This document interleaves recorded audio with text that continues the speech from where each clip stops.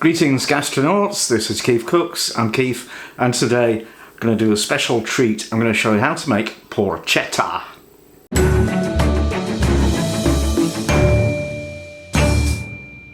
Before we start, I need to do a shout out for Mark the Mod, aka MTM, or Make This Meat, because he asked for one.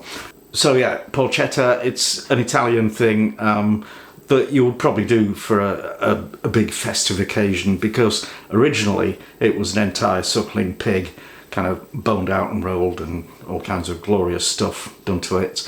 So my version will be a little bit more modest than that, but it'll still be delicious. And then I'm going to do a kind of hybrid, because I'm going to serve it in a sandwich with gravy and stuffing.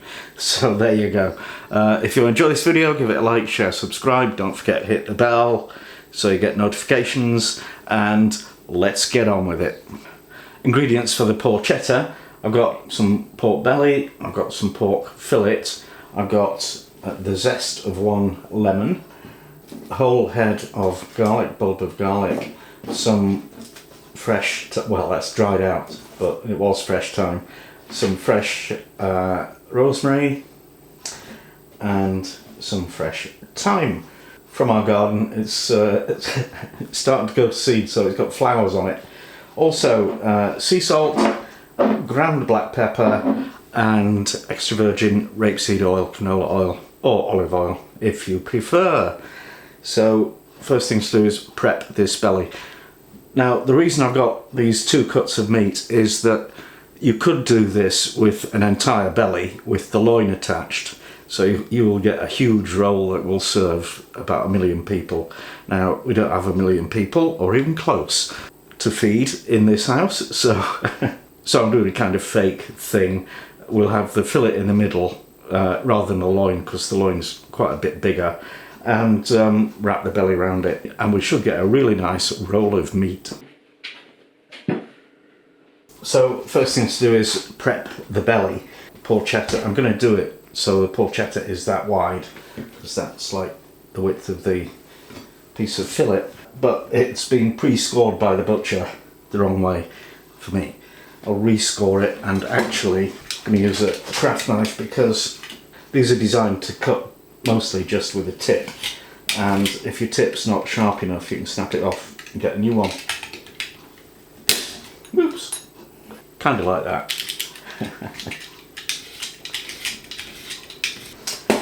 Okay, now we need to butterfly this. Oh, also I didn't mention it's been deboned already by the lovely butcher, so I'm spared that agony. But we just want to carefully slice down the middle horizontally. So we get a piece of meat that's twice as long as the unbutterflied belly, which gives us twice as much surface area to cover with the herbs and things, and will also make it easier to roll. Now we need to prep herbs, which means get all the leaves of the rosemary and the thyme off their stalks. So I don't think we want the flowers of the thyme. I didn't realise how long this will take. Might not get this finished before midnight. Cool, that was a job. Now I'll just finely chop the sage leaves.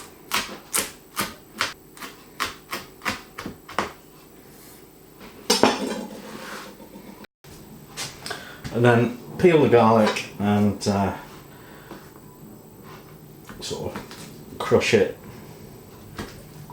Chop it up a bit if you want. And there's one final ingredient that I forgot, which is fennel seeds, about a teaspoon, which is just about all we've got in there. I have seen recipes where they use fennel pollen, but I've never seen that in a shop, and yeah, same price as saffron. I'm not going to bother. Good old seeds will do the trick. Right, so you want to pop that all into a mortar and pestle, or a pestle and mortar, as you prefer. And just give it a good old bashing. You might want to add a bit of oil. Okay, it's not a pure paste, but my arm's fallen off. So that'll do. It's everything's crushed enough to be releasing its aromatic oils, and you know, we'll marinate the meat beautifully. Now we're going to assemble the porchetta roll. So you want a good drizzle of oil, spread that all over, and the herb mixture, spread that all over as well. It smells amazing. And lots of sea salt and lots of ground black pepper. And finally, the zest of a little lemon. Or a big one, if you like. I've only got a little one.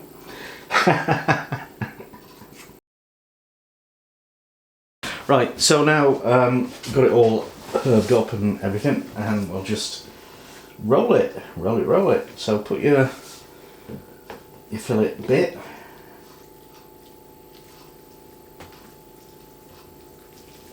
Okay.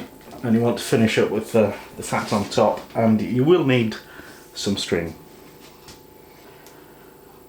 And you will need a beautiful assistant to help you tie the knot. Mrs. KeefCooks!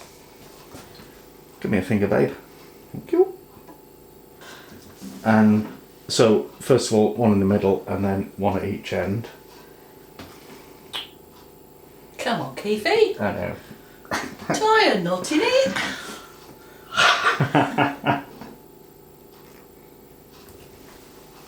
Thank you. You're welcome. Bye. That. And then tie it every couple of centimetres until you've got a tight roll. Sort of like that. Not the neatest thing ever, but it's my first time. Okay, and just trim off any excess loose ends. Now, at this point, I would slam it in the oven and cook it, but this all took an awful lot longer than I expected, so I'm going to slam it in the fridge instead and cook it in the morning. So, see you tomorrow.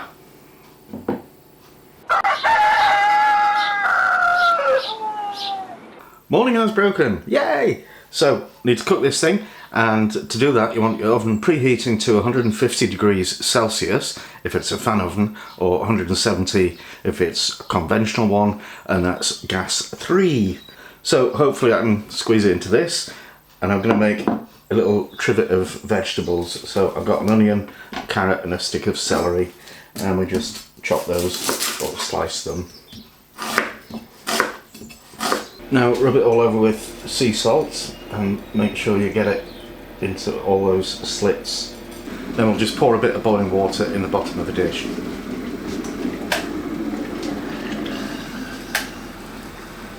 And this will help make a delicious jus. And now pop the pork on top of the trivet and put it in the oven.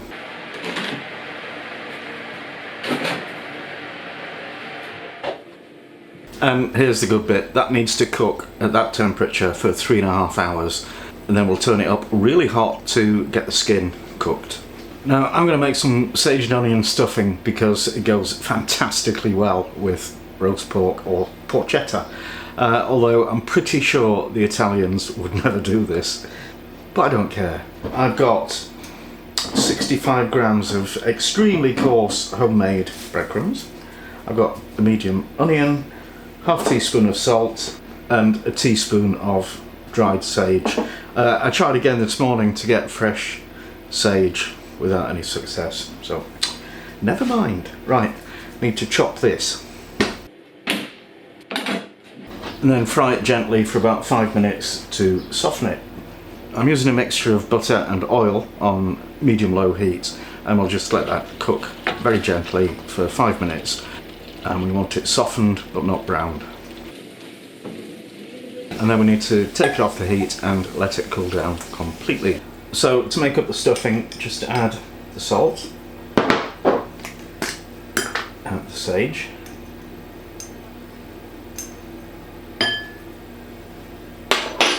and the onion.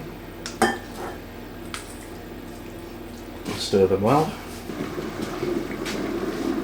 and then add enough boiling water to make a thick kind of paste. And if you like, you can also stir in a knob of butter. I don't know why it's called a knob, really, but it is. Stir that in, get it melted, and then just let this sit till we're ready for it. Now these need to be baked a bit, so you can do it in several different ways. You can form the stuffing into balls, just put it on a tray, or you can put it in a little loaf tin and then slice it afterwards, or you can do this, which is some silicone muffin tins, and you can put this in about an hour from the end of cooking.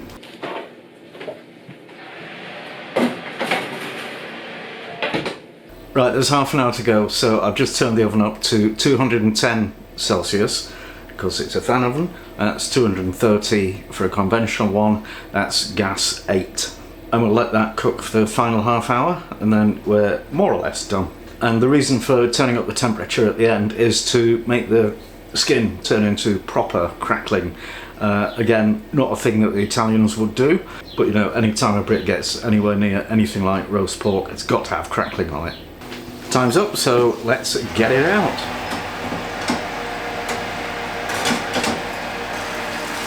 Oh yeah.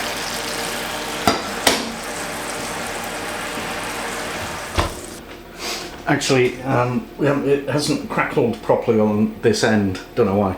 So I'm going to blast it with my heat gun.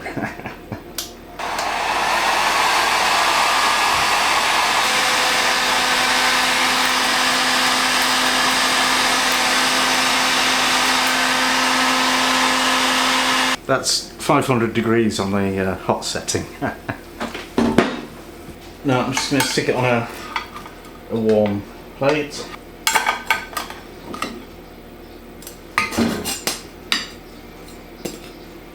And tent it with foil and leave it for about 15 minutes to rest. And while it's resting, I'm going to make a little gravy out of the pan drippings.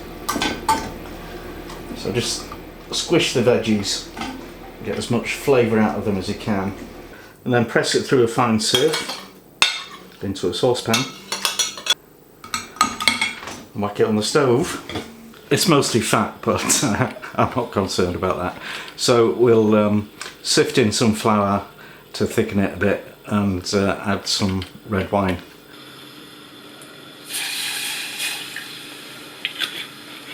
Bring it to the boil and just let it simmer for a while. And I've just tasted that, so I'm going to add some beef stock to make it taste more meaty and less cheap, nasty, winey.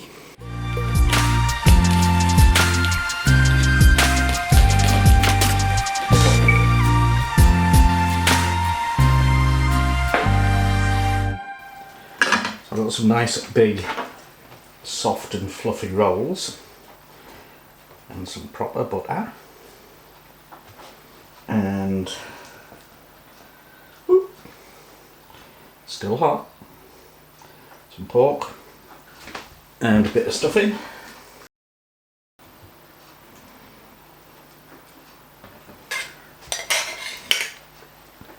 and a dribble of gravy. And now it's taste test time with Mrs. KeefCooks. Hi! Your hair looks very... yeah. I washed it. Sunday, raining, wash hair. There you go. Mine's the same. Can't do anything with it. Oh my goodness. Pepper pig butty. Wow. I thought it was going to be meat and 2 veg. Yeah, right. Have you told them our son makes this? Nope. Go round to our son's house for Sunday lunch. If you're good, he'll do this. So Keith decided to give it a go. But he doesn't do it in a bun. Oh wow. That crackling is perfect.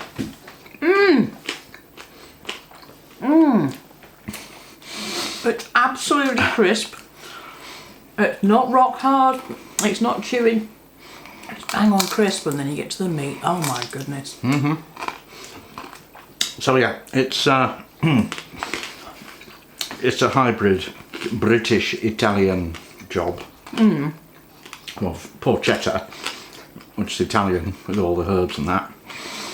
And then Innabun with stuffing and gravy. This is marvellous. Yeah. It's taken ages, hasn't it? You see, the whimper. Yeah. It has, it's taken ages, but my goodness. For a special occasion. Oh, this is beautiful. Beautiful. Oh, well done. They'll say the nicest things. Only when they're true. Oh, wow. Okay then. Well, I think that'll do. Cause yeah, Seriously, this is... the boss likes it. That meat is so tender and there's so much flavour in it. And ooh, yeah, can we switch the camera off so I can carry on eating this, please? It's marvellous. Okay. Make it... Thanks for watching. yeah. And see you next time.